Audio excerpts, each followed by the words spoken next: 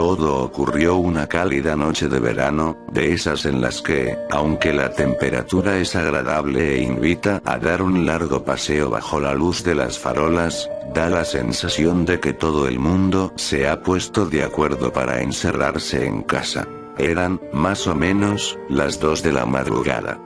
Había pasado varias horas vagueando ante el ordenador, así que decidí que era momento de estirar los músculos haciendo algo de ejercicio, bajando a la calle para tirar la basura y fumar un cigarro, por ejemplo. Me calcé unas zapatillas de deporte, me dirigí a la cocina, saqué la bolsa del cubo y le hice un par de nudos. Tras cerciorarme de que no olvidaba llaves, mechero ni tabaco, cerré la puerta del piso y me dirigí escaleras abajo.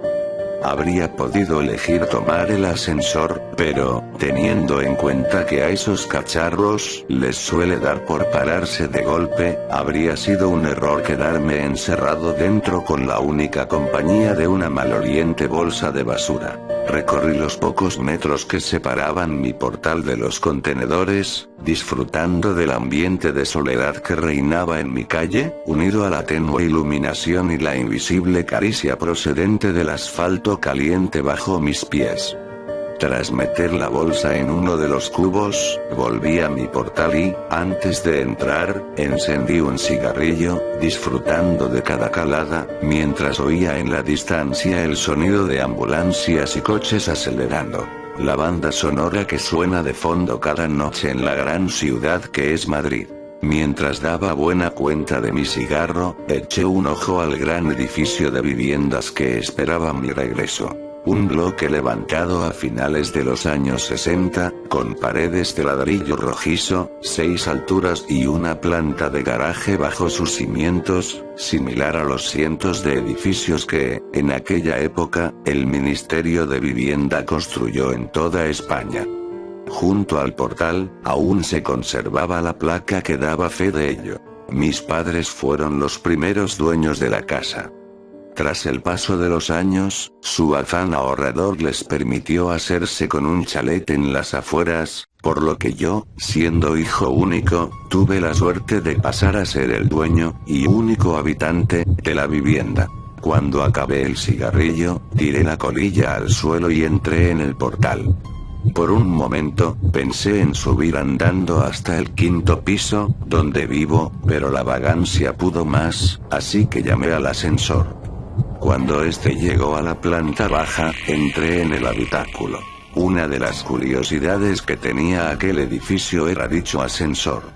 No todos los bloques de viviendas de la época contaban con uno, y se consideraba una mezcla de lujo y suerte el poder llegar a casa en uno de estos chismes cuando se levantó el edificio.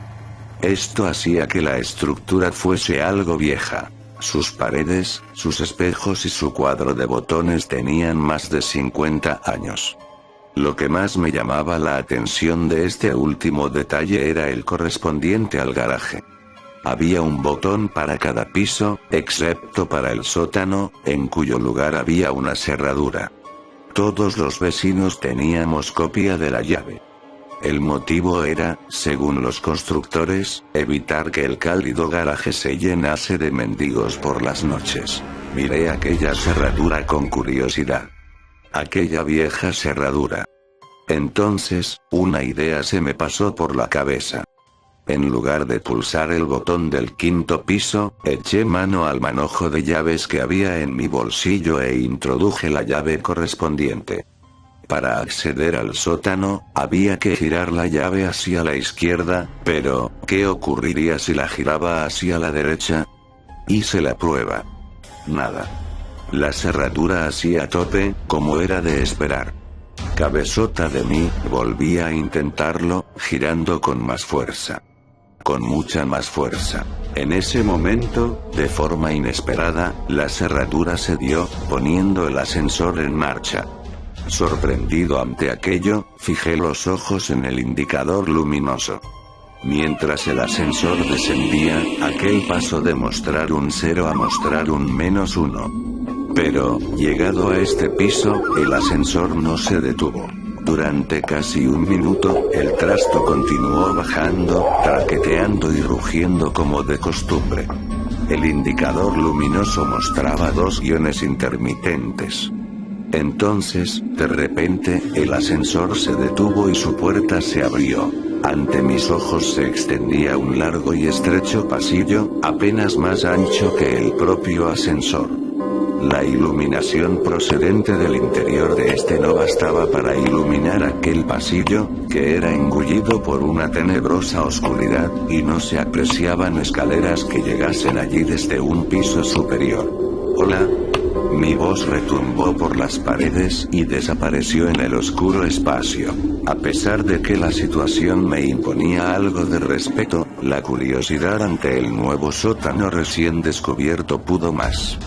Decidido a investigar aquel lugar, encendí mi mechero y abandoné la protectora luz del ascensor. Me giré por un momento, y vi que, en aquella planta, no había botón para llamar al ascensor, sino una cerradura. Mosqueado, continué avanzando hacia la oscuridad. El ambiente era denso y húmedo, acompañado de una ligera fetidez. A unos 20 metros, el pasillo torcía hacia la derecha, desembocando en una galería a la que daban varias puertas, como en las cárceles que salen en las películas. Algunas puertas estaban cerradas y otras abiertas, y el suelo estaba lleno de polvo, cristales rotos y otros objetos. La mugre que invadía el lugar me disuadió de palpar la pared en busca de interruptores de luz, por lo que confié en la pequeña llama que portaba en mi mano. Al internarme en la galería, me agaché y acerqué mi mechero al suelo para examinar con más detalle qué eran aquellos pequeños bultos que pisaba irremediablemente a cada paso. Descubrí jeringuillas, trozos de probetas, piezas de rompecabezas infantiles, muñecas. Aquello resultaba de lo más tétrico. Me incorporé nuevamente, disponiéndome a analizar las pequeñas dependencias que rodeaban la galería. Uno de los detalles que percibí fue la falta de ventilación o iluminación exterior. Aunque era noche cerrada, no había rastro de salidas al exterior por las que se colase la luz de las farolas, ni ninguna corriente de aire que hiciese vibrar a la llama de mi mechero. Aquel era un lugar completamente cerrado, y a saber a cuántos metros bajo tierra me encontraba en aquel momento. Recorrí varias de las salitas, y vi que todas tenían elementos en común. Pequeños, anticuados y oxidados camastros, mesitas y sillas. Y material médico. El lugar estaba infestado de gasas, correas, pastillas desperdigadas por el suelo. Aquello parecía un hospital en miniatura. Un hospital antiguo y fantasmagórico, detenido en una época pasada, en el que la acumulación de polvo es el único indicador del paso del tiempo. Aún me arrepiento de entrar en una de aquellas dependencias.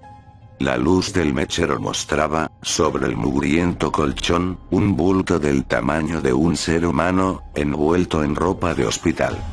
Me acerqué sigilosamente, temiendo lo peor, y arrimé el mechero al gran objeto. El aumento de luz mostró una escena horripilante.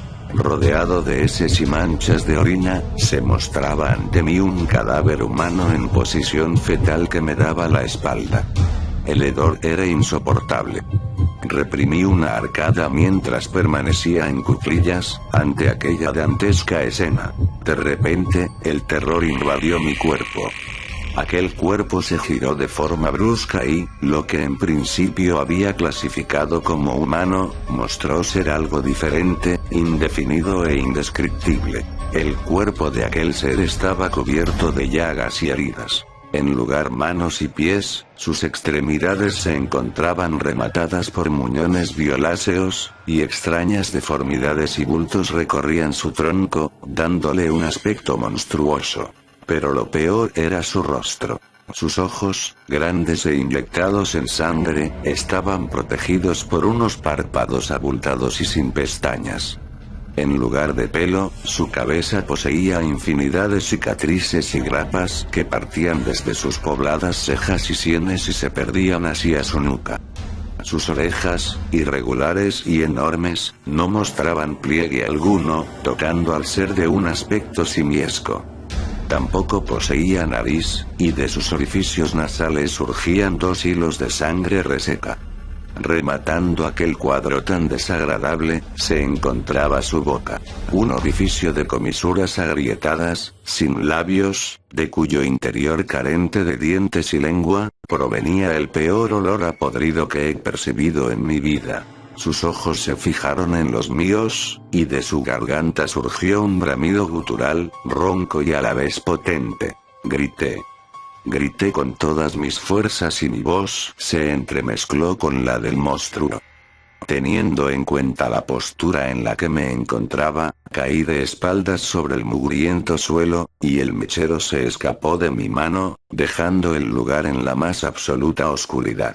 Mientras palpaba el suelo en busca del mechero, oí cómo crujían los muelles del colchón y, antes de que pudiese reaccionar, aquel despojo se me echó encima, lanzando una vez más su aterrador alarido.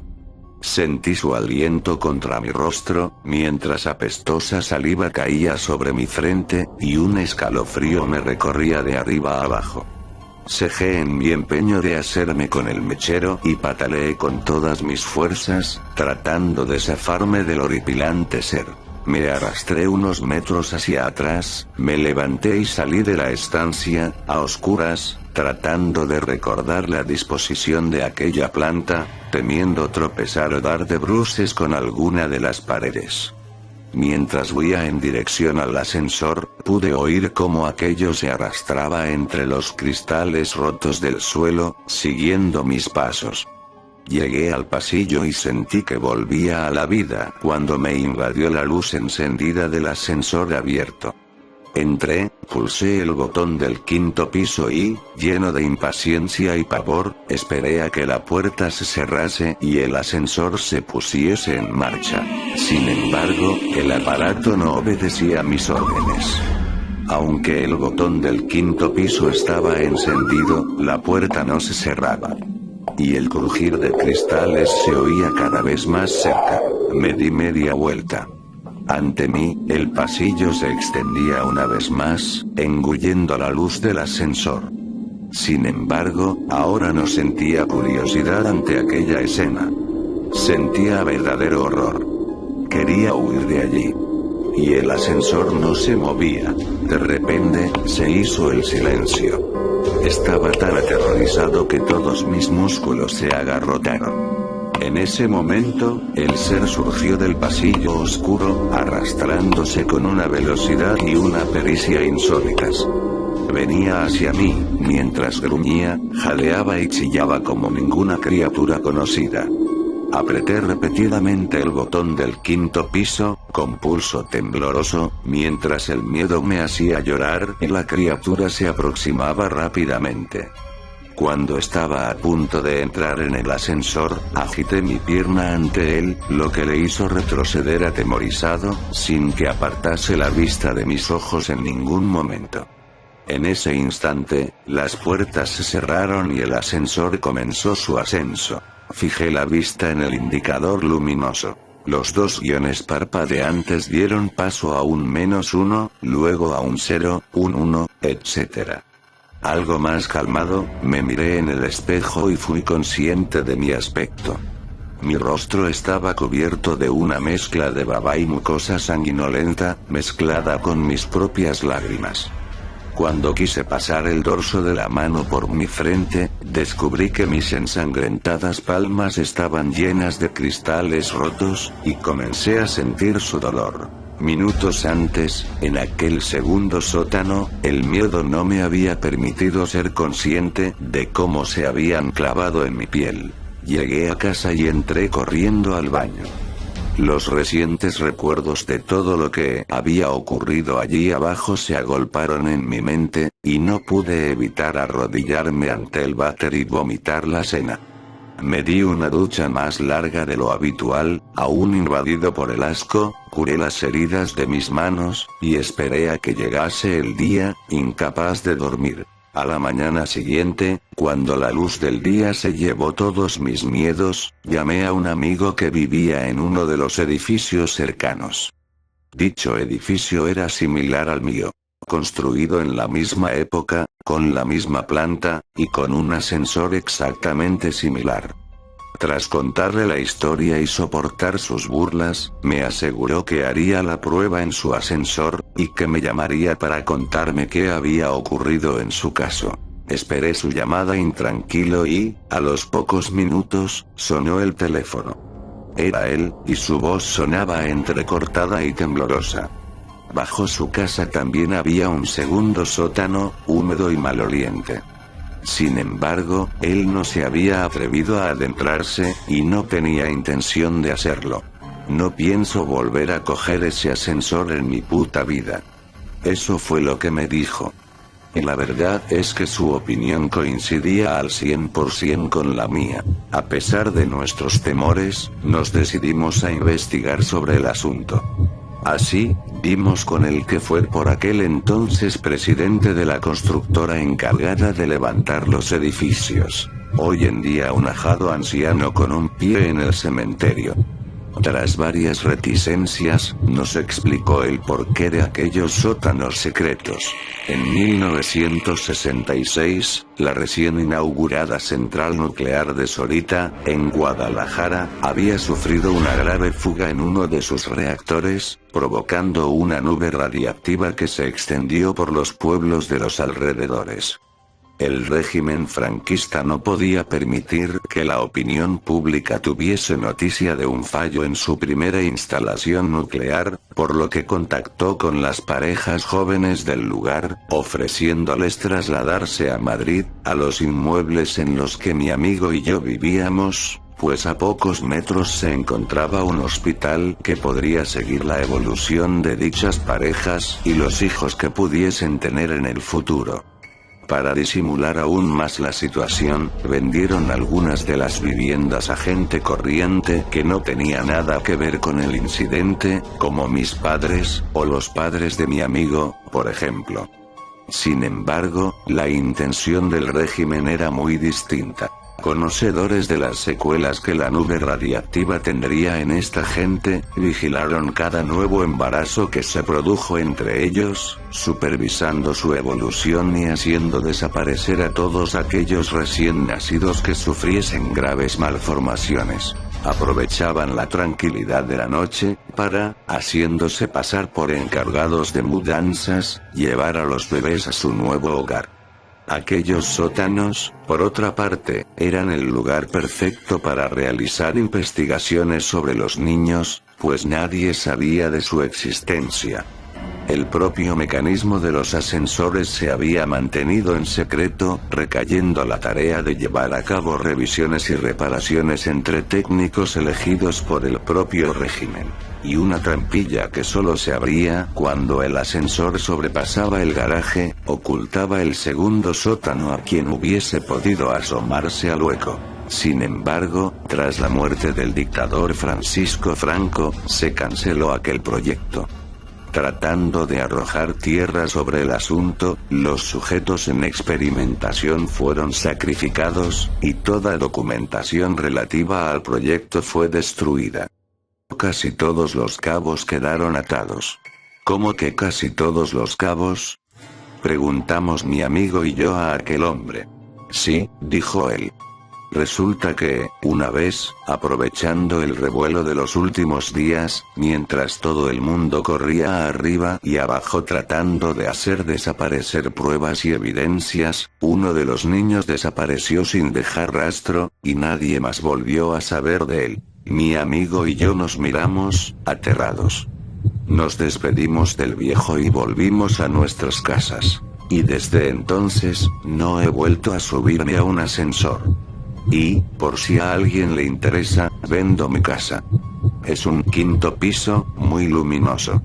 Y, además, tiene ascensor y garaje. Recuerda suscribirte a MaxiCreep. Buenas noches.